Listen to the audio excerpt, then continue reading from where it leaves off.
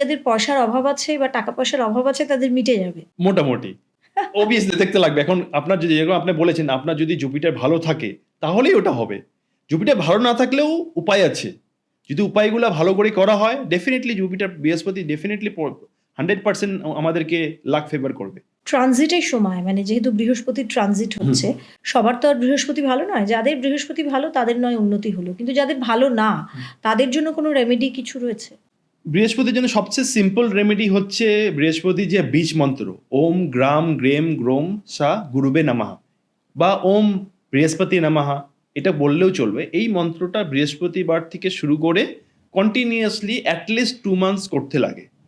47-48 days করতে লাগে, আমি ওই জন্য 2 মান্থস বললাম। 2 মাস যদি করে মোটামুটি একটা পজিশনে আসবে যেটা বৃহস্পতি তখন ফেভারেবল রেজাল্ট দেওয়ার জন্য রেডি থাকবে আর কি। তারপরে যদি আপনি কর্মটা ভালো করেন, চেষ্টা ভালো করেন, তাহলে ডেফিনেটলি বৃহস্পতি ভালো করবে।